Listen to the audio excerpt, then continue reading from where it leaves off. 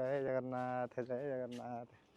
बाबा बृंदावन आसଛନ୍ତି ଦି ଜଣ ଭକ୍ତ ଆଉ ସେ ଆପଣଙ୍କର ଟିକେ ଦର୍ଶନ କରିବେ।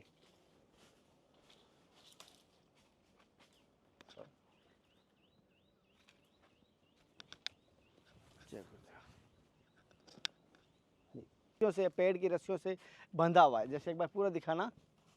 नमस्कार साथियों, आपका दोस्त, आपका भाई, आपका साथी, संतों के चरणों का दास, मैं कन्हैया शर्मा। जैसे सबसे बड़ी खुशी की बात है, जैसे नेपाल के संतों के दर्शन करवाए, उत्तराखंड के दर्शन करवाए, गिरनार के वृंदावन की कुछ गलियों के, आपको चित्रकूट के जंगल के भी संतों के दर्शन करवाए, माँ नर्मदा के तट के संतों के दर्शन करवाए। अभी मैं आया हूँ उड़ीसा, जी हाँ, कह सकता हूँ कलजुग के, कह सकता हूँ देवता जगन्नाथ के यहाँ के दर्शन के लिए आया हूँ।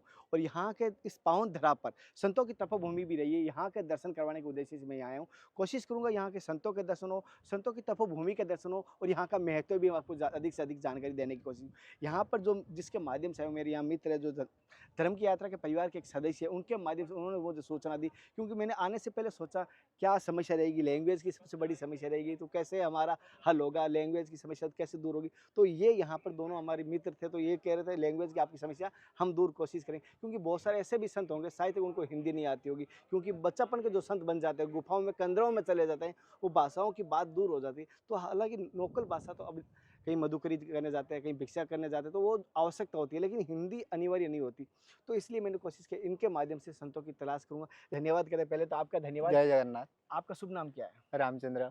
रामचंद्र जी, जैसे कि आपका पहले धन्यवाद करते हैं। पहले तो ये बताइए हमारे भक्तों को इस स्थान का क्या नाम है और यहाँ पर कैसे पहुँचा जा सकता है, पहला तो सौ। जी उड़ीसा की राजधानी भुवनेश्वर है। भुवनेश्वर की सिटी में ही है। ये जो पहाड़ के ऊपर हम खड़े हैं, उस ये खंडगिरी के नाम से पहचान है। खंडगिरी। और वो सामने वाले जो हैं उदयगिरी हैं। उदयगिरी। हाँ अच्छा। हाँ जी। और वो सामने तो हमारा भुवनेश्वर सिटी ये है। भुवनेश्वर हाँ सिटी है जी, नज़दीक में लगी हुई है। और ये खंडगिरी का महिमा ये है, जे खंडगिरी में बहुत पुराना, ये तो सतयुग की है, और वो बहुत पुराना जमाने की बात हम लोगों ने तो सुना है, साधु संतों से हम लोग आते हैं इधर ही, हमारा पूरी है घर, हम इधर आते हैं नज़दीक। 1200 साल का पुराना पेड़ है। हाँ, इधर सुने हैं कि बहुत सालों से, जैसा 500 700 हजारों सालों से भी इधर साधु संत लोग तपस्या कर रहे थे।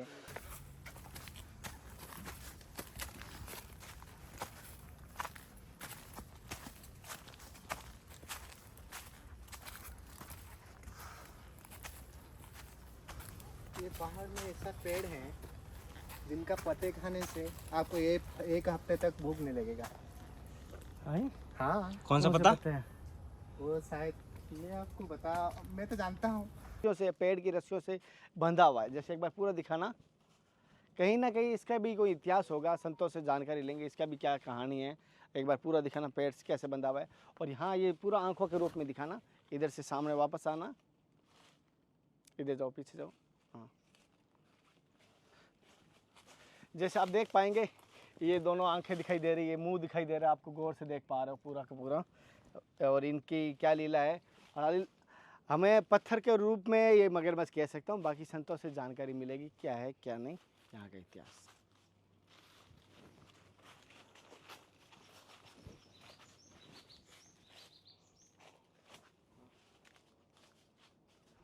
जय जगन्नाथ जय जगन्नाथ।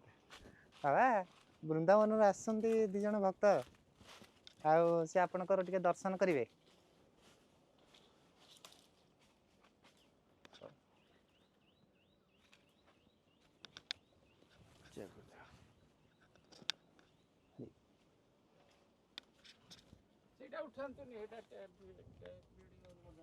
और रिकॉर्ड नहीं करना, कुछ पूछना है तो पूछ लीजिए।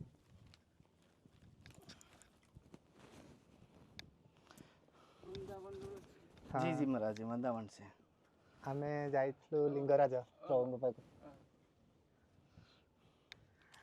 ହଁ, ଆଉ କେମିତି ଅଛ? भुवनेश्वर। हाँ।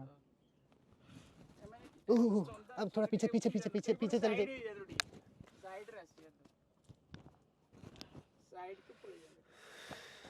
और थोड़ा पीछे चली जाइए।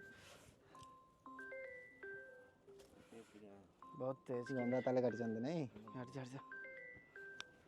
भगवान के क्या करें, हमें पता नहीं था महाराज जी, आप कोई सामान लाना हो तो मुझे बता देना, मैं लेके आ जाऊंगा गुरुजी। ठीक है, ऐसे आशीर्वाद बनाए रखना। हनुमान जी मैं संतों के दर्शन कर, हनुमान जी की इष्ट है क्या आपके? हनुमान जी की आराधना करते हैं, थोड़ा मार दीजिए। ठीक है। हरे राम हरे राम। नमो भगवते वासुदेवाय, नमो नारायणाय, नमो नमः।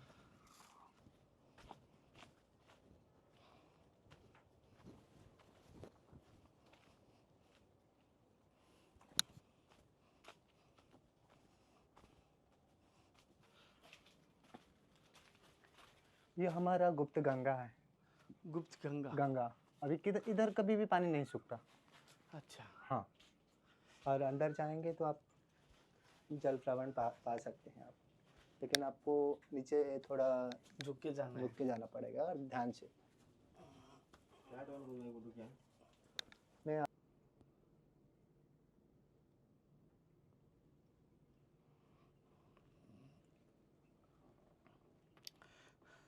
साथियों, जैसे आप देख पा रहे हैं ये गुप्त गंगा बता रहे हैं भाई साहब, और इस गंगा का क्या महत्व है? गंगा इधर का पानी कभी नहीं सूखता, और माँ गंगा जी इधर आए हैं करके पुराने साधु संतों की कहा है। अच्छा।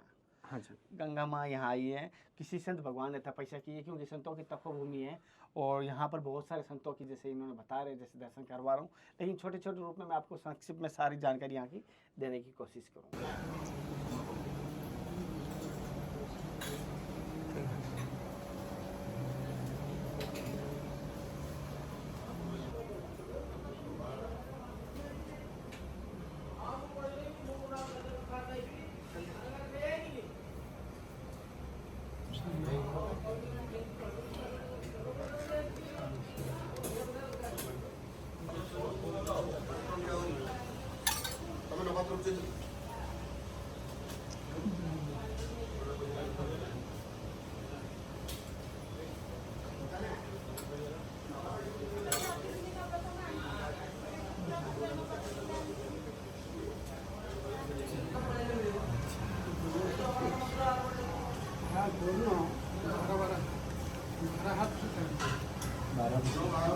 बारह भुजा है।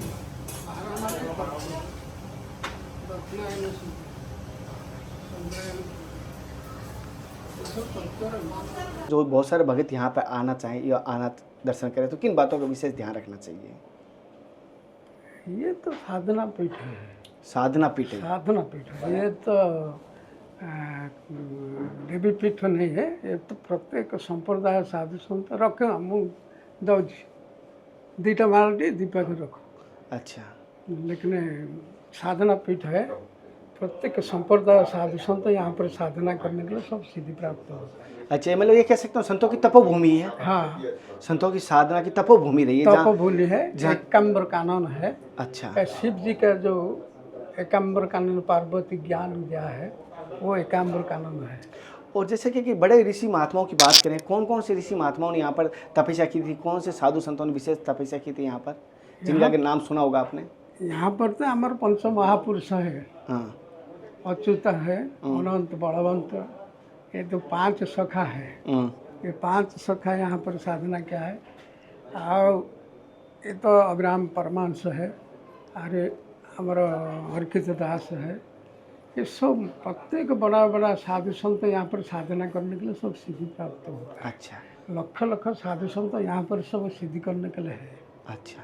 लेकिन ये पहाड़ का अंदर सब साधना करने के लिए, सिद्धि करने के लिए सब है।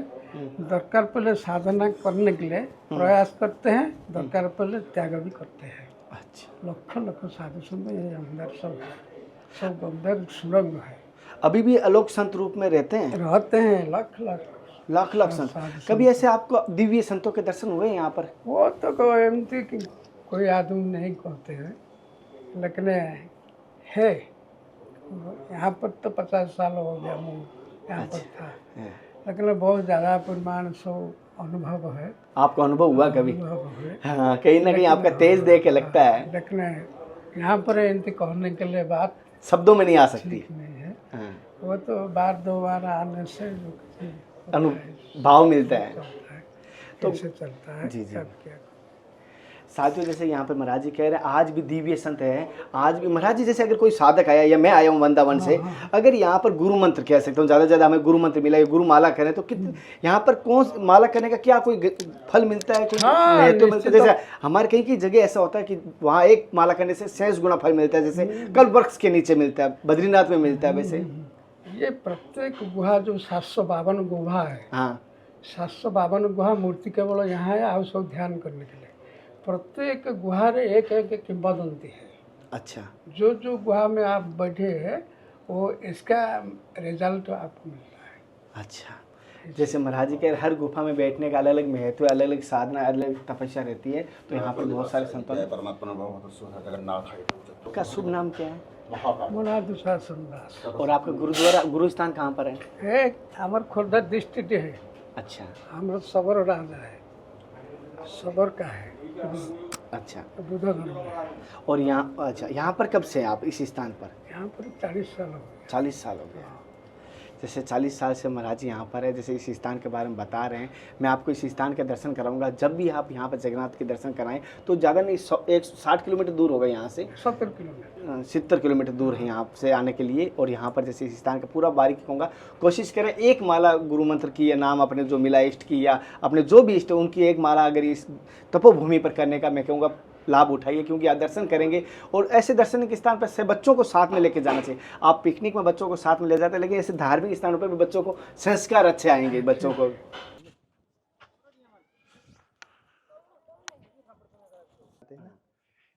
हरे कृष्णा हरे साथियों अब ये कोई गुफा के जो दर्शन करा रहा हूँ, ये गुफा के अंदर हम प्रवेश कर रहे हैं, ये प्राचीन है। और ये आप अंदर आ जाइए। भगवान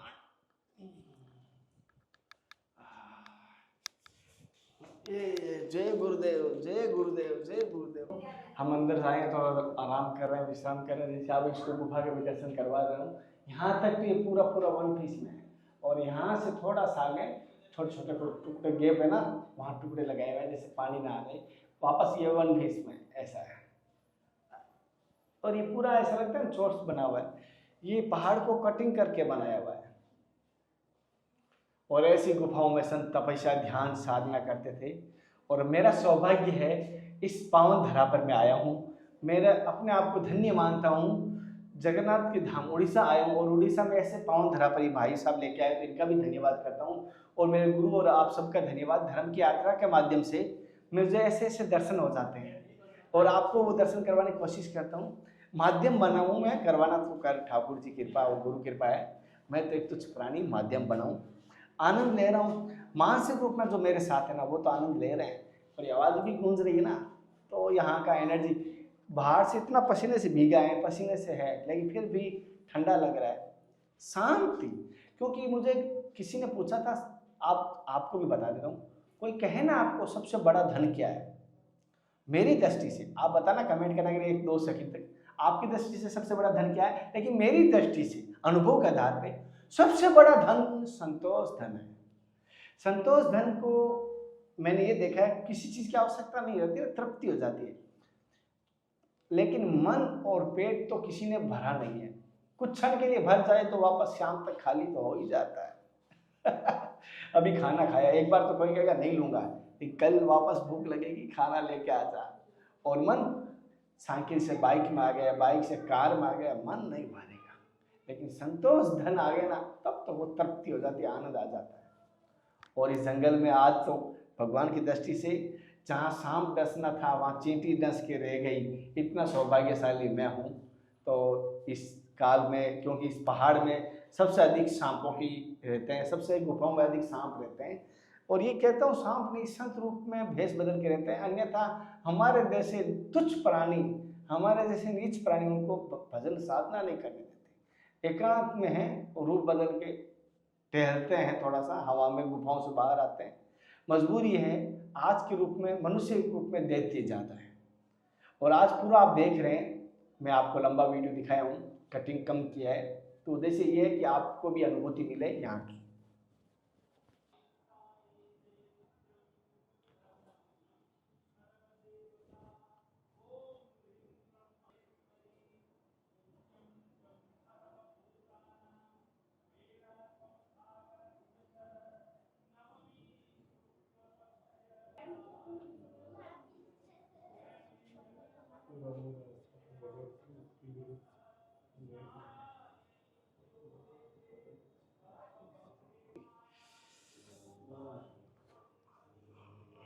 यहाँ पे जैसे आप देख पा रहे हो ये गुफा के अंदर एक गुफा का गेट है और अंदर से किसी ने पत्थर बंद किया हुआ है। जैसे आप अचंबा लगाइए अंदर से कैसे इसको बंद किया है, बड़ा पत्थर अंदर से लगा है, बाहर से छोटा मुंह है, अंदर से पत्थर बंद किया है।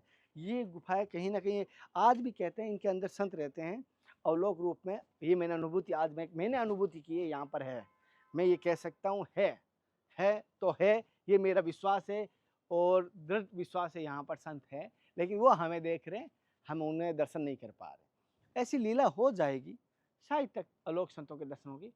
कुछ मैं बताऊंगा नेपाल के संतों की अनुभूतियां, मैं आपको बताई नहीं बताऊंगा, अपने लाइव आऊँगा जब मैं आपको अनुभूतियां बताऊंगा लाइव में अपनी जीवन की जो यात्रा की होती है। यहाँ पर तो पूजा अर्चना हो रही है और वहाँ पर ये गुफा है, जैसे हम उस गुफा के दर्शन के लिए जाएंगे। जैसे आप देख पा रहे हो बहुत सारे संत महात्मा तपस्या की उस स्थान पर, उस स्थान का हम दर्शन वहाँ महत्व बताएंगे। और जैसे कि आज क्या हो सकता है संतों के दर्शन, जैसे अभी बीच में संत मिले थे 2 जगह, हमें दर्शन नहीं हो पाए तो माफ़ी चाहता हूँ, लेकिन हमारी यात्रा ज़रूर रहेगी। जब तक हमारे दर्शन नहीं होंगे तब तक यात्रा अधूरी मानी जाती है। लेकिन दर्शन तो हो गए, लेकिन अब तक सत्संग नहीं पहुँची। 2 जगह में संत मिले थे, एक हम भक्कड़ बाबा मिले थे जो कोई अपनी सूद बूद भी नहीं रखते, ऐसे संत के दर्शन आपको करवाए और उनके आपके दर्शन किए थे, लेकिन सत्संग नहीं हो पाई। सत्संग की भी होगी, कोशिश करेंगे दर्शन तो हो तब तक। और इस स्थान का मैं पूरा एड्रेस आपको स्टार्ट में हमारे भैया के माध्यम से दे दिया और बीच में आगे में और पूरी जानकारी आपको देने की कोशिश करूँगा। आप हमारे साथ बने रहिए और हम जंगल के रास्ते अंदर चलेंगे।